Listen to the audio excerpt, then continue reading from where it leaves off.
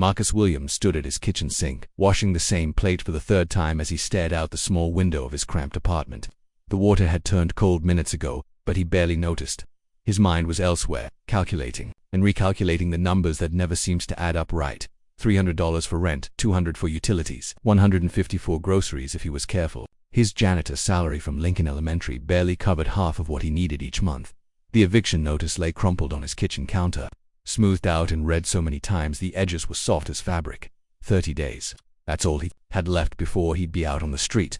At 42 years old, Marcus had thought his life would look different by now. He'd imagined a family, a house with a backyard, maybe even a dog. Instead, he lived alone in a studio apartment where the heat barely worked, and the neighbors complained about everything from his late-night dishwashing to the sound of his work. Boots on the stairs. Marcus dried his hands on a threadbare towel and walked to his small table where bills were scattered like fallen leaves. Electric company wanted their money. Water department had already sent 2 warnings. His cell phone service would be cut off next week if he didn't pay soon. He picked up his calculator, the same cheap plastic one he'd been using for years, and started the familiar dance of robbing Peter to pay Paul. If he paid the electric bill first, he could keep the lights on for another month, but then the water would get shut off, and he couldn't exactly shower at work every day.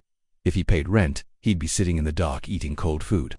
Every choice led to another problem, another sleepless night wondering how he'd gotten to this point in his life. The sound of children laughing drifted through his thin walls from the playground across the street. Marcus looked out his window and saw the usual afternoon scene at Sunshine Children's Home. Kids running around, playing games, their caretakers watching from benches scattered around the yard. It was a scene that should have made him smile, but instead it reminded him of everything he didn't have. That's when he first noticed her. A small girl in a wheelchair sat apart from the other children, positioned near the front gate where she could see the street. She couldn't have been more than 8 years old, with long dark hair that needed brushing and clothes that seemed too big for her tiny frame.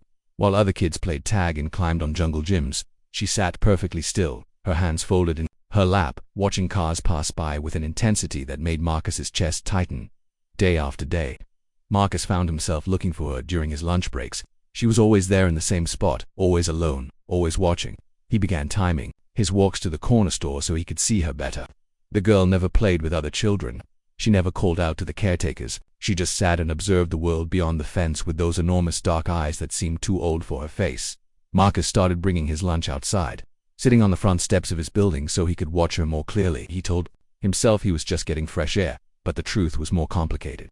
Something about that little girl called to him in a way he couldn't explain. Maybe it was the loneliness he recognized in her posture. Maybe it was the way she held herself with such quiet dignity, despite being ignored by everyone around her. One Thursday afternoon, Marcus was walking home from his second job at Murphy's Diner when he saw something that stopped him cold. The girl was still outside, but the sun had set and most of the other children had gone inside for dinner. She sat in her wheelchair by the gate, her thin sweater soaked through from the light rain that had started an hour earlier. Her dark hair was plastered to her head, and she was shivering so hard Marcus could see it from across the street. He looked around for a caretaker, anyone who might have forgotten about her, but the playground was empty except for that small figure in the wheelchair. Without thinking, Marcus crossed the street and approached the fence. Up close, he could see that her lips had a bluish tint and her hands were shaking as she gripped the arms of her wheelchair. "Hey there," Marcus called out softly, not wanting to startle her. "Are you okay?" The girl's head turned toward him slowly, as if she wasn't used to people speaking to her. When their eyes met, Marcus felt something shift inside his chest. Her eyes were the deepest brown he'd ever seen, filled with a sadness and wisdom that no child should carry. "I'm waiting," she said in a voice barely above a whisper. "Waiting for what, sweetheart? For someone to come get me. Today is visiting day." Marcus looked around the empty playground, then back at this small girl who was still hoping someone would choose her despite the rain and the gathering darkness. His heart broke a little more with each shiver that ran through her small body. "Let me go get someone inside," Marcus said, but the girl shook her head quickly. "They'll just put me to bed early again. I want to wait a little longer. Someone might still come." Marcus pulled off his work jacket without hesitation. It was old and patched, but it was dry and warm from his body heat. "Here, take this while you wait." He pushed the jacket through the chain-link fence, and the girl accepted it with hands so small they disappeared into the sleeves. She pulled it around her shoulders like a blanket, and for the first time since he'd been watching her, Marcus saw something that might have been a smile cross her face. "Thank you," she whispered. "I'm Lily. I'm Marcus. I live right across the street in that building." He pointed to his apartment window. "I see you out here every day." Lily nodded as if this information didn't surprise her. "I see you too. You always look sad when you walk by." The simple honesty of her observation caught Marcus off guard. Here was this child, sitting alone in the rain, and she was worried about him looking sad. What makes you think I'm sad? Your shoulders, Lily said matter-of-factly. They're always pointing down, and you count on your fingers when you walk, like you're trying to solve a problem that doesn't have a good answer. Marcus stared at her, amazed by how much she'd noticed and understood. You're pretty observant for someone so young. There's not much else to do but watch and think. A caretaker finally appeared at the front door of the children's home, calling Lily's name with irritation in her voice. There you are. We've been looking everywhere for you. Come inside right now. Lily began to wheel herself toward the building, but she stopped and looked back at Marcus. Will you be here tomorrow? I live here, so yeah, I'll be around. Good, she said simply, then disappeared through the front door, still wrapped in his jacket. That night, Marcus couldn't sleep. He kept thinking about Lily's words, about how she'd noticed his sadness, about the way she'd sat in the rain still, hoping someone would choose her. He thought about her small hands lost in the sleeves of his jacket, and the wisdom in her eyes that seemed decades older than her years. By morning, Marcus had made a decision that would change both their lives, forever. Marcus stood outside the Sunshine Children's Home at 8 in the morning, his best shirt pressed and his hair combed back with water. He had been awake since 5, rehearsing what he would say to the social workers inside. His hands were sweating as he gripped the handle of the front door, knowing that once he walked through it, there would be no turning back. The lobby smelled like disinfectant and old carpet. A tired-looking woman sat behind a desk covered in papers and coffee stains. She looked up when Marcus entered, her expression already showing the kind of skepticism he had grown used to over the years. Can I help you? She asked without much interest. I want to inquire about fostering a child, Marcus said, his voice steadier than he felt. There's a little girl here named Lily. I'd like to know what it would take to give her a home. The woman's eyebrows shot up. She set down her coffee and really looked at Marcus for the first time, taking in his worn work clothes, his nervous energy, the way he kept shifting his weight from one foot to the other. Sir, fostering is a very serious commitment, especially for a child with special needs. Can you tell me about your current living situation? Marcus had prepared for this question, but hearing it out loud made his stomach drop. I have a small apartment across the street. I work 2 jobs. I'm not rich, but I'm stable. The woman, whose name tag read Sandra, pulled out a thick folder and began flipping through pages. Lily has been with us for 3 years. She has significant physical challenges that require ongoing medical care, physical therapy, and special equipment. The financial responsibility alone is considerable. I understand that, Marcus said, though he wasn't sure he truly did. But she needs someone who cares about her. I've been watching her sit outside alone every day for months. No one even tries to get to know her. Sandra's expression softened slightly. Mr. Williams, I can see you have good intentions, but fostering Lily isn't just about caring. She needs someone who can provide for her medical needs, who has experience with disabled children, who can afford the modifications to make a home accessible. Marcus felt his hope beginning to crumble. What kind of modifications? Wheelchair ramps, bathroom modifications, specialized furniture, a vehicle that can transport her wheelchair. Then there's the ongoing costs of therapy, medical appointments, medications, special equipment that needs regular replacement. The numbers Sandra rattled off made Marcus's head spin. Thousands of dollars for equipment, hundreds more each month for medical care. His budget could barely handle his own basic needs, let alone support a child with complex medical requirements. I see, Marcus said quietly. I guess I didn't realize how much was involved. Sandra must have heard the disappointment in his voice, because she leaned forward. Mr. Williams, can I ask why you're interested specifically in Lily? Marcus thought about how to explain the connection he felt to that small girl who sat alone every day. She's been forgotten. Everyone walks past her like she's invisible. I know what that feels like. Have you considered that maybe you're projecting your own experiences onto her situation? The question stung because it might have been true. Marcus had felt invisible for most of his adult life. Invisible to his ex-wife who left him for someone with better prospects. Invisible to employers who saw only his lack of education. Invisible to neighbors who whispered about his failures. Maybe I am, Marcus admitted. But that doesn't change the fact that she's alone. Sandra studied him for a long moment. There are other children here who might be a better fit for your situation. Children without medical needs who would be much less expensive to care for. I don't want another child. I want to help Lily. Mr. Williams, fostering isn't about what you want, it's about what's best for the child. Lily needs resources you simply don't have. Marcus left the children's home feeling defeated. Sandra had given him a stack of papers to fill out anyway, mostly to get rid of him, but she had made it clear that his application would likely be denied. He walked slowly back to his apartment, the weight of his limitations pressing down on him like a heavy blanket. That afternoon, he sat on his front steps eating a sandwich and watching Lily in her usual spot by the fence. She was wearing his jacket again, the sleeves still too long for her arms. When she saw him, she raised one small hand in a wave. Marcus waved back, wondering if he should tell her about his failed attempt to become her foster parent. As the days passed, Marcus found himself thinking more and more about what Sandra had said. Maybe he was being selfish. wanting to help Lily when he couldn't even help himself. Maybe she would be better off waiting for a family with resources, with experience, with the ability to give her everything she needed. But then he would see her sitting alone day after day, watching hopefully as potential parents visited the children's home. He would see them look at her wheelchair, her leg braces, her small, fragile frame, and then turn their attention to other children. Children who could run and play and wouldn't require medical care or special equipment. Marcus began researching everything he could about caring for disabled children. He spent hours at the library after work, reading about physical therapy, medical equipment, government assistance programs. He learned about wheelchair accessibility, about the challenges of navigating a world built for able-bodied people, about the daily struggles families faced when caring for children with special needs. The more he learned, the more overwhelming it seemed, but it also made him more determined. Lily wasn't just sitting by that fence waiting for any family. She was waiting for someone who would see past her disabilities to the person she was inside. Someone who would fight for her, advocate for her, love her exactly as she was. Marcus started making changes to his small apartment. He moved furniture around to create wider pathways.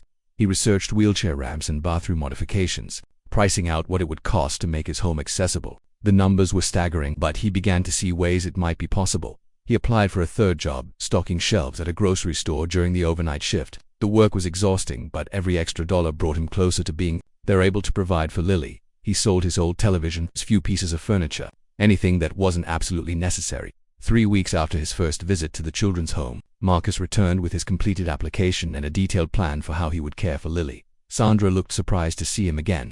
"Mr. Williams, I have to be honest with you. Your application is going to face significant challenges. The review board will have serious concerns about your financial situation." "I understand that," Marcus said, "but I'm not giving up. That little girl has been waiting for someone to choose her for 3 years. I'm not going to be another person who walks away." Sandra looked at him with something that might have been respect. "The review board meets next Friday. I'll present your application, but I want you to be prepared for the possibility that it will be denied." "I'll be prepared," Marcus said, "but I'll also be ready to appeal their decision if necessary."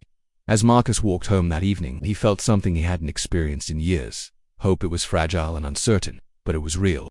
Lily deserved someone who would fight for her, and Marcus was finally ready to be that person. The phone call came on a Tuesday morning while Marcus was mopping the floors at Lincoln Elementary. His supervisor frowned when Marcus asked to take the call, but something in his voice must have conveyed the importance because she nodded and walked away. "Mr. Williams, this is Sandra from Sunshine Children's Home. The review board has made their decision regarding your application to foster Lily." Marcus gripped the phone tighter, his heart pounding so hard he could hear it in his ears. "What did they decide?" "They've approved your application for a trial period. 6 months. If everything goes well, we can discuss permanent placement." Marcus nearly dropped the phone. "Are you serious?" They said yes. "I have to admit, I'm as surprised as you are. Your determination impressed them, and frankly, Lily hasn't had any other inquiries in over a year. They decided to give you both a chance." The rest of the day passed in a blur. Marcus could barely concentrate on his work, his mind racing with everything he needed to do. The apartment needed to be ready. He had saved enough money for a basic wheelchair ramp and some safety modifications to the bathroom. It wasn't perfect, but it would have to do.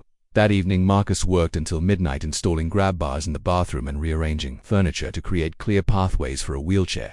His neighbors complained about the noise, but for once, Marcus didn't care what they thought. Tomorrow, he would bring Lily home. The next morning, Marcus stood in the lobby of the children's home wearing his cleanest shirt and holding a small bouquet of flowers he had picked from the community garden behind his building. Sandra emerged from the back office with a stack of papers and a serious expression. "Before we bring Lily out, I need to go over some important information with you. She's been in the system for 3 years, and that kind of instability leaves marks. Don't expect her to trust you immediately." Marcus nodded, trying to absorb everything Sandra was telling him about Lily's medical needs, her therapy schedule, her dietary restrictions. The list seemed endless, but he was determined to remember every detail. "She's also been disappointed before," Sandra continued. "There was a family 2 years ago who showed interest and then changed their minds at the last minute. It was very hard on her." "I won't change my mind," Marcus said firmly. "I've thought about this for months. I'm committed to her." Sandra studied his face for a moment, then nodded. "I believe you are. Let me go get her." When Lily appeared in the doorway, Marcus was struck by how small she looked next to Sandra. She was wearing a clean blue dress and her hair was neatly braided, but her eyes held the same cautious wariness he had seen through the fence. She wheeled herself forward slowly, her movements careful and deliberate. "Hi, Lily," Marcus said, kneeling down so they were at eye level. "I brought you some flowers." Lily accepted the small bouquet with both hands, bringing them to her nose to smell the yellow dandelions and white clover. "Thank you," she said quietly. "Are you really going to take me home?" If you want to come with me, yes, I'd like that very much. Lily looked up at Sandra, who nodded encouragingly. Your things are already packed. Marcus is going to take very good care of you. The ride to Marcus's apartment was quiet. Lily sat in the passenger seat of his old car, her wheelchair folded in the back, the flowers clutched in her small hands. Marcus had installed a special seat to keep her safe, but she seemed overwhelmed by the unfamiliar experience of being in a car. Are you nervous? Marcus asked as they pulled into his parking spot. Lily nodded. What if I'm too much trouble? What if you decide you don't want me after all? Marcus turned off the engine and looked at her seriously. Lily, I want you to listen to me very carefully. I chose you. Not because I felt sorry for you, not because I wanted to do something nice. I chose you because I've been watching you for months and I think you're amazing. You're not too much trouble. You're exactly what I've been looking for. Lily's eyes filled with tears, but she smiled for the first time since he had known her. Really. Getting Lily in her wheelchair up to his second-floor apartment was more challenging than Marcus had anticipated. The building didn't have an elevator, and the wooden ramp he had built was steeper than he had realized. By the time they reached his door, both of them were breathing hard. I'm sorry, Marcus said, fumbling with his keys. I didn't think about how hard the stairs would be. I'll figure out a better solution. It's okay, Lily said. I'm used to stairs being difficult.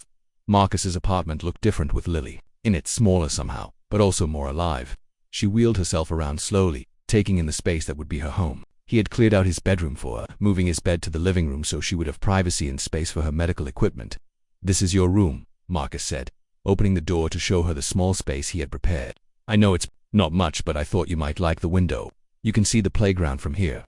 Lily rolled over to the window and looked out at the children's home across the street. I used to wonder what it would be like to live in this building. Now I know. The first few days were an adjustment for both of them. Marcus had to learn Lily's routine, her medications, the way she liked her food cut into small pieces because her hands sometimes shook. Lily had to get used to having someone care about her daily needs, someone who remembered to help her with her physical therapy exercises, and who made sure she took her vitamins. The neighbors were not shy about sharing their opinions. Mrs. Chen from downstairs knocked on his door the second day to complain about the wheelchair on the stairs. Mr. Rodriguez from next door made comments about the noise when Lily's medical equipment was delivered. The woman across the hall shook her head whenever she saw them in the hallway. That man has no idea what he's gotten himself into. Marcus heard her tell someone on the phone, taking in a disabled child when he can barely take care of himself, it's going to end badly. But Marcus was too busy learning how to be a father to pay much attention to the gossip.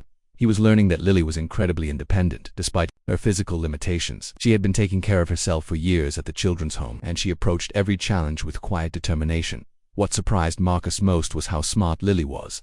Not just street smart from years of institutional living, but genuinely intelligent in ways that amazed him. She read constantly, devouring books that seemed too advanced for her age. She asked questions about everything from how cars worked, to why the sky was blue, to what made people behave the way they did. Why do you think people stare at my wheelchair? She asked one evening as they sat together on the couch. Marcus considered his answer carefully. I think some people have never known anyone who uses a wheelchair, so they're curious, and some people are uncomfortable with things that are different from what they're used to. Does it bother you that people stare at us? No, Marcus said honestly. I'm proud to be with you. If they want to stare, that's their problem. Lily smiled and went back to her book, but Marcus could see that his words had meant something to her. For the first time in years, she was learning what it felt like to be protected, to have someone on her side no matter what the world thought. The real test would come soon enough.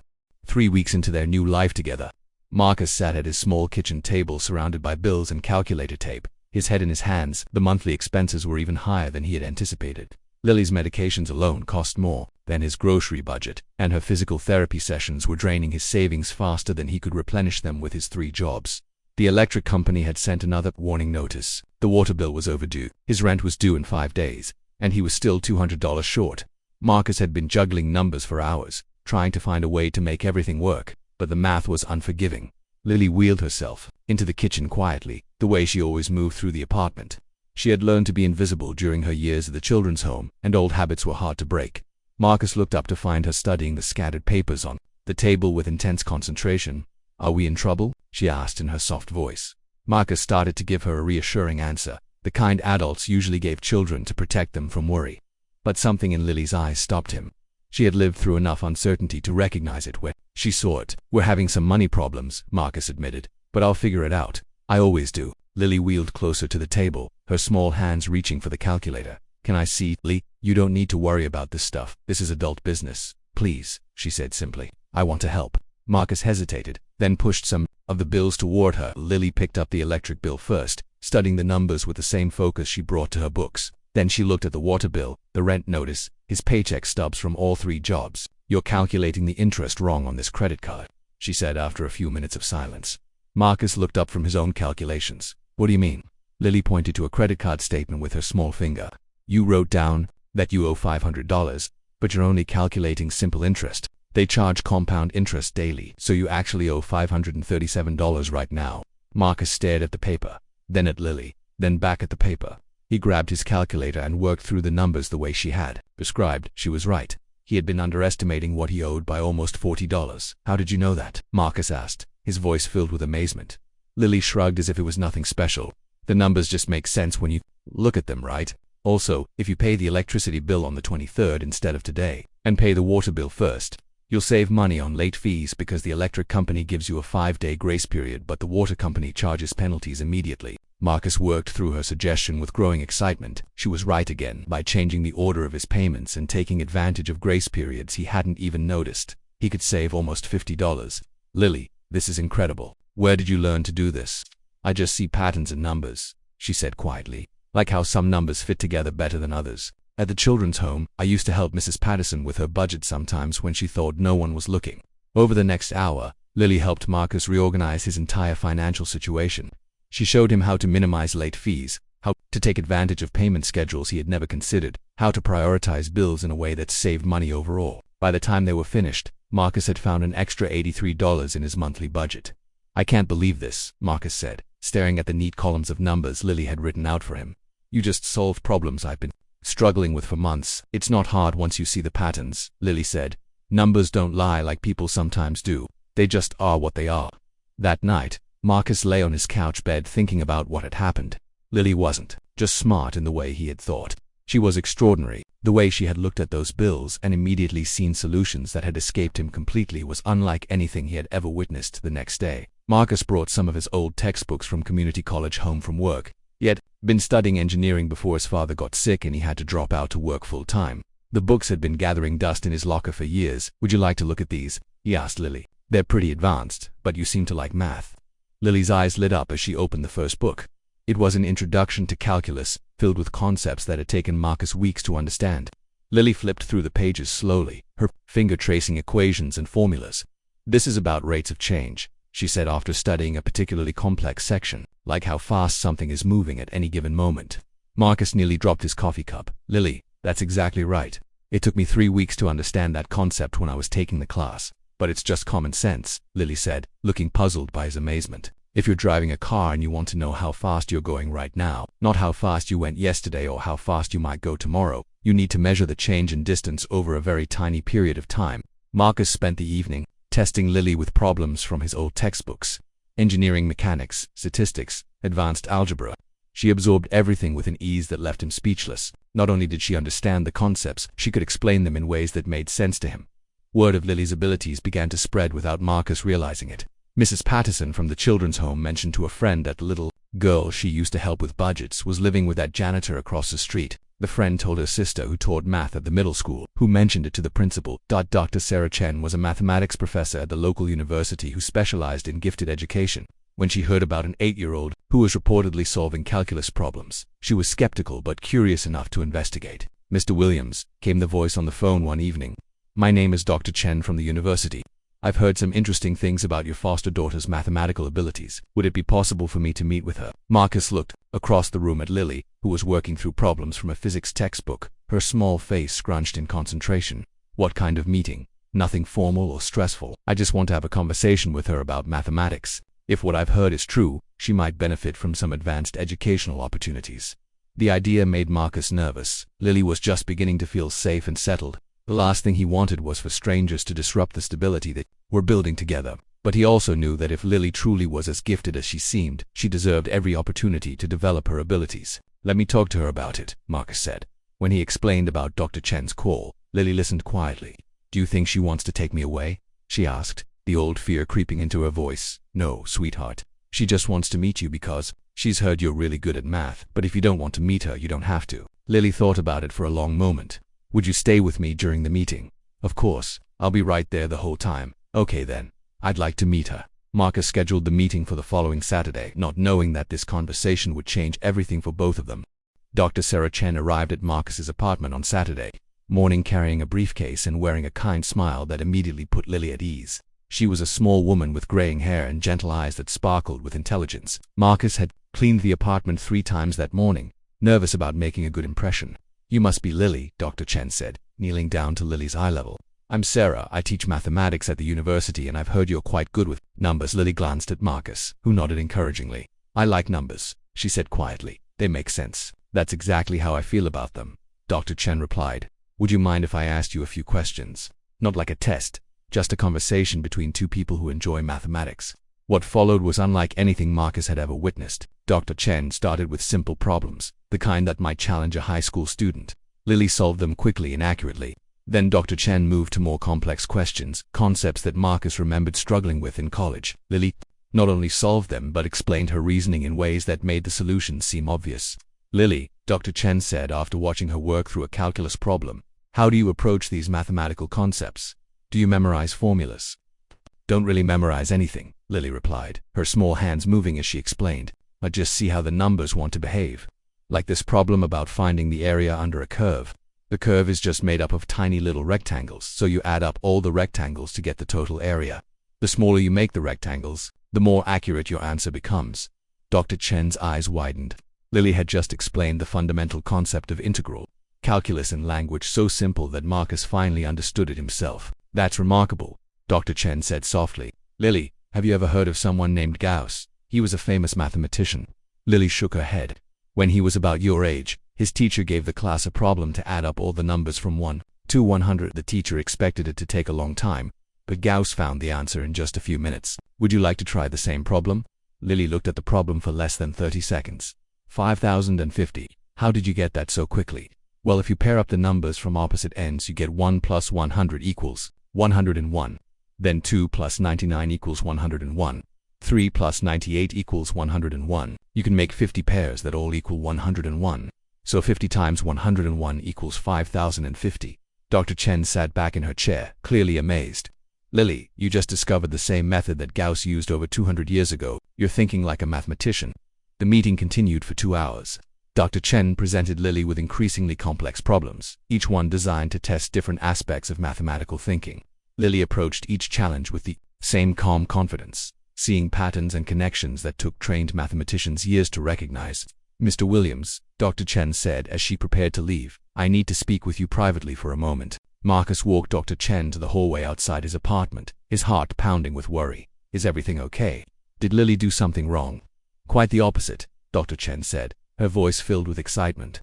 "Mr. Williams, Lily is extraordinary. I've been working with gifted students for 20 years, and I've never encountered natural mathematical ability like this. She's not just smart, she's operating at a level I rarely see in graduate students." Marcus felt a mixture of pride and fear. What does that mean for her? It means she needs educational opportunities that can challenge and develop her abilities. The local school system isn't equipped to handle a student of her caliber. She needs advanced coursework, exposure to higher-level mathematics, interaction with other gifted students. "Are you saying she should go to a different school?" Dr. Chen paused, choosing her words carefully. "There are specialized programs for exceptionally gifted children. Some of the top universities have early admission programs. There are residential schools designed specifically for students like Lily." Marcus felt his stomach drop. "Residential schools? You mean she would have to leave?" "Not necessarily, but she needs more than what she can get in a regular classroom. Mr. Williams, Lily has the potential to make significant contributions to mathematics and science. With the right education and support, she could change the world." That evening, Marcus sat with Lily on their small couch, trying to process everything Dr. Chen had told him.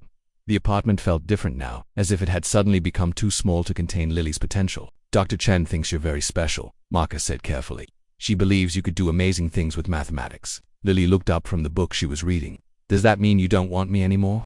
The question hit Marcus like a punch to the chest. "Lily, no, that's not what this is about at all. I will always want you.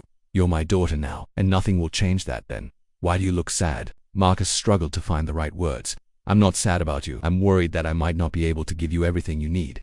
Dr. Chen says you need special schools and advanced classes, things that cost money I don't have." Lily closed her book and wheeled her chair closer to Marcus's. "Do you remember what you told me when I was worried about being too much trouble?" "What did I tell you?" "You said you chose me, not because you felt sorry for me, but because you thought I was amazing. You said I was exactly what you were looking for. Marcus felt tears building behind his eyes. I remember, well, you're exactly what I was looking for too. I don't need special schools or fancy programs. I need someone who believes in me and loves me exactly as I am. I already have that. Over the next few days, news of Lily's mathematical abilities spread through their small community. Teachers from Lincoln Elementary stopped by to meet her. Parents from the neighborhood came to see the genius girl who lived in the building they had once whispered about. Local newspaper reporters called asking for interviews. Marcus found himself in the strange position of being the guardian of a child who was suddenly famous. University professors wanted to study her technology. Companies offered scholarships. Research institutions invited her to participate in advanced programs. It's overwhelming, Marcus admitted to Sandra during one of their regular check-in calls. I never expected any of this. How is Lily handling all the attention? Marcus looked across the room at Lily, who was helping him balance his checkbook, while simultaneously reading a book about quantum physics. She's the same as always, quiet, thoughtful, kind. She hasn't let any of this change who she is, and how are you handling it? I'm proud of her, Marcus said honestly, but I'm also scared. Everyone keeps telling me about all the opportunities she should have, all the ways she could develop her abilities. I want what's best for her, but I don't know how to provide it. Marcus, can I tell you something? In all my years of social work, I've seen a lot of foster placements. Some families have every advantage money can buy, but they're missing the most important thing. Love. Unconditional, protective, fierce love. That's what Lily has with you. That night, as Marcus tucked Lily into bed, she looked up at him with those wise brown eyes that had first captured his heart. Thank you for choosing me, she said softly. Thank you for choosing me back, Marcus replied that as he turned off her light. Marcus realized that everyone had been wrong about them from the beginning. People had laughed at the broke man who took in a disabled girl, but they couldn't see what he and Lily had found in each other. They had found a family built on love, respect, and the belief that everyone deserves someone who sees their true worth. The world might see Lily as a mathematical prodigy now, but to Marcus, she would always be the brave little girl who had been waiting by a fence for someone to choose her, and he would always be grateful that he had been the one lucky enough to be chosen in return.